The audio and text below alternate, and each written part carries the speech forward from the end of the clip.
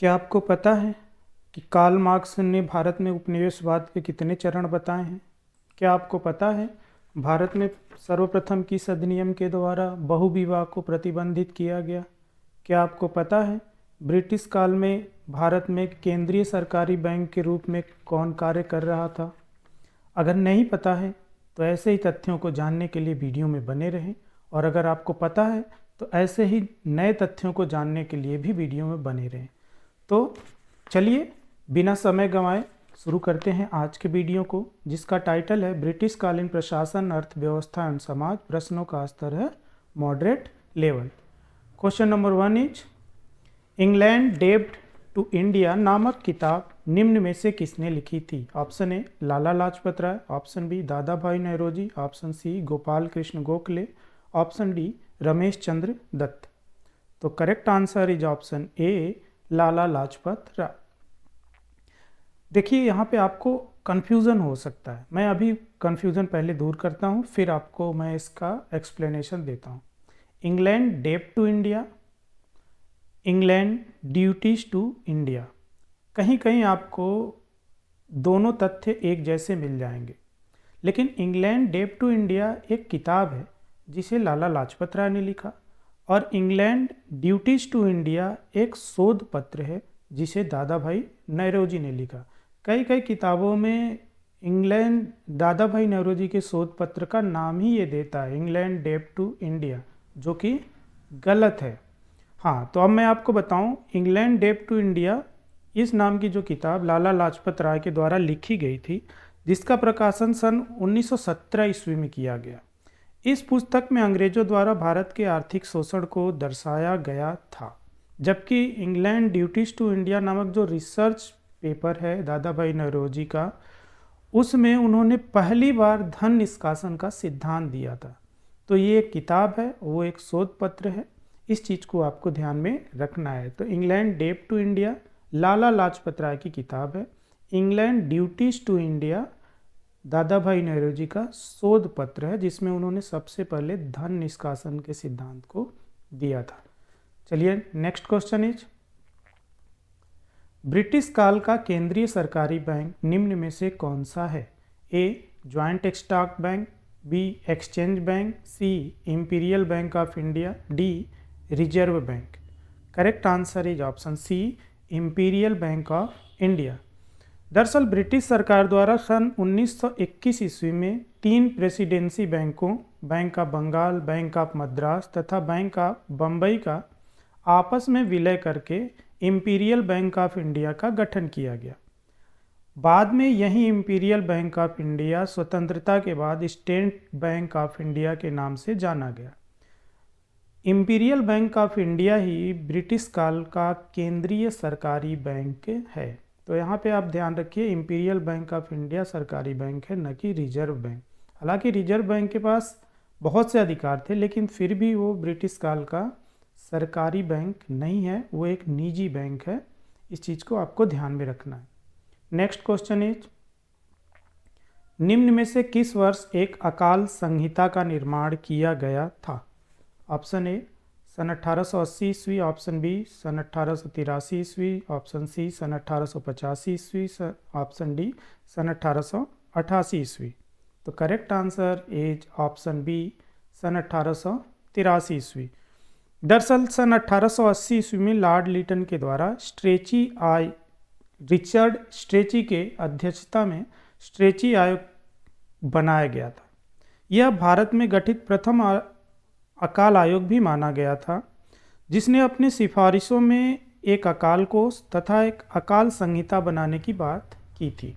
अब इस आयोग की सिफारिशों के आधार पर ही सर्वप्रथम 1883 ईस्वी में लॉर्ड रिपन के समय एक अकाल संहिता का निर्माण कराया गया था। तो correct answer is option B सन 1883 ईस्वी। अगर आपको चैनल पसंद आ रहा हो और प्रश्न पसंद आ रहे हो, परीक्षा के नज़रिए से आपको लग रहे हो कि नहीं ये महत्वपूर्ण है, और तो आप चैनल को लाइक शेयर एंड सब्सक्राइब जरूर कर लें। यहाँ पे आपको जो भी चीज़ें बताई जा रही हो परीक्षा उपयोगी हैं, और यहाँ से प्रश्न जो हैं आप सारे वीडियो उठा के देख लीजिए, सारे चीज़ों से जो है प्रश्न आने वाले बिंदुओं को शामिल किया गया है। बस प्रश्नों को थोड़ा सा मॉडिफाई किया गया है। आपको लगेगा कि आप देख रहे हैं वीडियो तो आपको लगेगा कि अरे ये तो मैंने पढ़ा हुआ है, लेकिन सही आंसर को पकड़ने में आपको थोड़ी दिक्कत होगी। तो इसी तरह के और भी वीडियो आपको मिलेंगे, पूरे भारत के इतिहास पे आपको वीडियो मिलेगा, और अगर आप लोगों की मांग रही तो वर्ल्ड हिस्ट्री पे भी आपको मिलेगा। साथ ही साथ कॉन्सेप्ट वीडियो भी आपको इस चैनल पे मिलेगा। मतलब ये कि चाहे कोई भी परीक्षा हो, इतिहास सेक्शन से जुड़े हुए हर चीज़ को आप इस चैनल पे बने रहेंगे तो उससे जुड़े हुए मैटर आपको लगातार मिलते रहेंगे। बस ज़रूरत इस बात की है कि आप चैनल को लाइक, शेयर एंड सब्सक्राइब करें, अपने मित्रों तक शेयर करें, जिससे कि वो भी इस जानकारी का पूरा फ़ायदा उठा सके। बाकी आपके मन में अगर प्रश्नों को लेकर कोई डाउट है तो आप कमेंट सेक्शन में ज़रूर मेंशन करें, जिसका मुझे आपके सुझाव का इंतज़ार भी रहेगा। और अगर आपका कोई डाउट है तो उसको मैं क्लियर भी करूँगा। इस चीज़ को भी आप ध्यान में रखें। चलिए नेक्स्ट क्वेश्चन इज, स्थायी बंदोबस्त के संदर्भ में किसने भूमि का स्वामी सरकार को स्वीकार किया था? Option A John Shore, option B James Grant, option C Alexander Dow, option D Thomas Law. तो correct answer is option B James Grant. दरअसल जब 1793 ईस्वी में लॉर्ड कॉर्नवालिस ने स्थायी भूमि बंदोबस्त की शुरुआत की तो उस समय राजस्व व्यवस्था के अंतर्गत भूमि का स्वामित्व किसके पास रहे, इसको लेकर के लॉर्ड कॉर्नवालिस तथा उसके सहयोगियों के विचारों में भिन्नता थी। मतलब एक मत नहीं था, कोई कुछ अपना विचार दे रहा है, कोई कुछ दे रहा है। इसी में जेम्स ग्रांट के अनुसार भूमि का स्वामी जो है सरकार को माना जाना चाहिए। मतलब जेम्स ग्रांट ये कहते हैं कि सरकार ही जो है भूमि का स्वामी है, जबकि जॉन सोर का ये कहना है कि नहीं, सरकार नहीं बल्कि जमींदार जो है वो भूमि के स्वामी हैं। अंततः जॉन सोर के विचारों को अंतिम रूप से स्वीकार किया गया और स्थायी बंदोबस्त के अंतर्गत जमींदारों को भूमि का स्वामी मानकर उनके साथ भू व्यवस्था स्थापित की गई।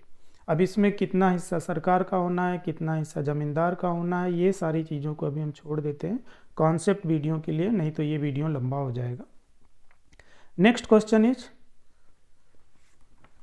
निम्न में से किसने सर्वप्रथम भारत में ब्रिटिश उपनिवेशवाद को 3 चरणों में विभाजित किया था? Option A Dadabhai Naoroji, option B Adam Smith, option C Ramesh Chandra Dutt, option D Karl marks.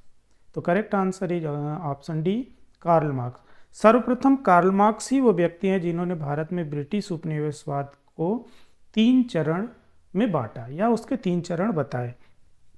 बाद में रजनी पाम दत्त ने अपनी पुस्तक आज का भारत में कार्ल मार्क्स के विचारों को आगे बढ़ाते हुए भारत में ब्रिटिश उपनिवेशवाद को 3 चरण में विभाजित किया है। पहला वाणिज्यिक पूंजीवाद सन 1757 ईस्वी से 1813 ईस्वी तक। दूसरा औद्योगिक पूंजीवाद 1813 ईस्वी से लेकर 1860 ईस्वी तक। तीसरा वित्तीय पूंजीवाद 1860 ईस्वी से लेकर के 1947 ईस्वी तक। अब इन तीनों विभाजन को जब आप डिटेल में पढ़ेंगे तो आपको पता चलेगा कि किस प्रकार से भारत में हर चरण में भारत के शोषण करने की अंग्रेज़ों की नीति जो है अलग अलग रही। उन्होंने अपने व्यापार के माध्यम से भी हमारे देश का शोषण किया, उन्होंने अपने औद्योगिक उत्पादन के माध्यम से भी हमारा शोषण किया, और कहीं ना कहीं उन्होंने अपने पूंजी के माध्यम से भी जो है हमारे देश का शोषण किया। तो अभी फ़िलहाल इनको छोड़ देते हैं कॉन्सेप्ट वीडियो के लिए। Correct answer is option D Karl Marx. Next question is, निम्न में से किसने भ्रमणशील फौजदारी अदालतों को समाप्त कर दिया था? Option A Lord Hastings, option B Lord Amherst, option C William Bentinck, option D Lord Ellenborough. तो correct answer is option C William Bentinck. दरअसल लॉर्ड कॉर्नवालिस ने कलकत्ता, ढाका, पटना तथा मुर्शिदाबाद में भ्रमणशील फौजदारी अदालतों की स्थापना करवाई थी, मतलब एक तरह से मोबाइल कोर्ट की तरह। लॉर्ड विलियम बेंटिंग ने इन भ्रमणशील अदालतों को समाप्त कर दिया और इनका कार्य जो था उन कार्यों को उसने मजिस्ट्रेट और कलेक्टरों को जो है सौंप दिया। मतलब कार्य जो है मजिस्ट्रेट को हस्तांतरित करके इन भ्रमणशील अदालतों को जो है विलियम बेंटिंग ने समाप्त कर दिया। तो correct answer is option C William Bentinck. Next question is, सन 1781 ईस्वी में सन 1771 ईस्वी में सिविल सेवा के लिए चयनित भारतीयों में निम्न में से कौन शामिल नहीं था? Option A Surendranath Banerjee, option B Behari Lal Gupta, option C Satyendranath Tagore, option D Ramesh Chandra Dutt. तो correct answer is option C Satyendranath Tagore. सन 1871 ईस्वी में 3 भारतीय सुरेंद्र नाथ बनर्जी, रमेश चंद्र दत्त तथा बिहारी लाल गुप्ता का चयन सिविल सेवा में हुआ, जबकि सत्येंद्र नाथ टैगोर का चयन इससे पहले ही सन 1863 ईस्वी में हो गया था तथा वो सिविल सेवा के लिए चयनित होने वाले पहले भारतीय भी है। तो ये भी ध्यान रखिए, सवाल आपको यहाँ से भी पूछा जा सकता है कि सर्वप्रथम किस भारतीय का चयन जो है सिविल सेवा में हुआ? तो सत्येंद्र नाथ टैगोर। तो उनका हो चुका था चयन। तो करेक्ट आंसर इज जो है वो option C Satyendranath Tagore. Next question है, निम्न में से सर्वप्रथम किस अधिनियम के द्वारा बहु विवाह की प्रथा को समाप्त घोषित किया दिया गया? ऑप्शन ए धार्मिक नियोग्यता अधिनियम 1850 ईस्वी, option B civil marriage act 1872 ईस्वी, ऑप्शन सी सम्मति आयु अधिनियम 1891 ईस्वी, ऑप्शन डी शारदा एक्ट सन 1929 ईस्वी। तो correct answer is option B civil marriage Act सन 1872 ईस्वी। सिविल मैरिज एक्ट को सन 1872 ईस्वी में पारित किया गया था, जिसके द्वारा केशव चंद्र सेन के ब्रह्म विवाह अधिनियम को कानूनी मान्यता प्रदान की गई थी। मतलब केशव चंद्र सेन ने जो है ब्रह्म विवाह अधिनियम बनाया था, उसी की सिफारिशों को जो है सिविल मैरिज एक्ट में मान लिया गया। अब इस एक्ट के द्वारा लड़की के लिए विवाह की न्यूनतम आयु 14 वर्ष, जबकि लड़कों के लिए विवाह की न्यूनतम आयु 18 वर्ष जो है निर्धारित की गई। साथ ही साथ उसमें एक प्रावधान ये भी किया गया कि बहु विवाह की प्रथा जो हमारे समाज में प्रचलित थी, कानूनन उसको जो है समाप्त घोषित कर दिया गया, प्रतिबंधित कर दिया गया। तो correct answer is option B civil marriage act 1872। Next question is, British कालीन भारत में भूमि की उर्वरता बढ़ाने के लिए नर बलि देने की प्रथा निम्न में से किस क्षेत्र में प्रचलित थी? Option A Punjab, option B Rajasthan, option C Odisha, option D Maharashtra. तो correct answer is option C Odisha. दरअसल ओडिशा की खोड़ जनजाति में भूमि की उर्वरता बढ़ाने के लिए नर बलि देने की एक प्रथा प्रचलित थी कि अगर नर बलि दे दो तो अधिक से अधिक उत्पादन होगा। जब सरकार ने इस प्रथा को समाप्त करने के लिए मरिया एजेंसी का गठन किया तो खोंडों ने सरकार के खिलाफ विद्रोह भी कर दिया। 1838 ईस्वी से लेकर 1856 ईस्वी तक ये लोग लगातार रुक रुक करके सरकार के खिलाफ विद्रोह कर रहे हैं। तो correct answer is option C Odisha. Next question is, British आर्थिक नीति घिनौनी है, निम्न में से यह कथन किसका है? Option A Ramesh Chandra Dutt, option B Dadabhai Naoroji, option C Adam Smith, option D Karl Marx. तो correct answer is option D Karl Marx. Karl Marx ने जो है ब्रिटिश आर्थिक नीति को घिनौनी घोषित किया है। तो फिलहाल आज के लिए इतना ही। वीडियो आपको कैसा लगा ये कमेंट सेक्शन में ज़रूर बताएं, और अगर वीडियो आपको पसंद आ रहा हो तो चैनल को लाइक शेयर एंड सब्सक्राइब करें, अपने मित्रों के साथ शेयर करें, जिससे कि वो भी इस तरह के ज़रूरी वीडियो को देख सकें और अपने लाइफ में सफलता प्राप्त कर सकें। चैनल पे आपको हर एग्ज़ाम से जुड़े हुए तथ्यों को या पैटर्न के हिसाब से आपको मटेरियल लगातार मिलता रहेगा।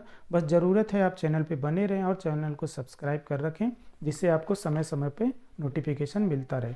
तो अगला वीडियो इसी टॉपिक पे होगा, बस प्रश्नों का स्तर जो है एडवांस होगा, मतलब प्रश्न इससे भी अच्छे होंगे, इससे भी कठिन होंगे।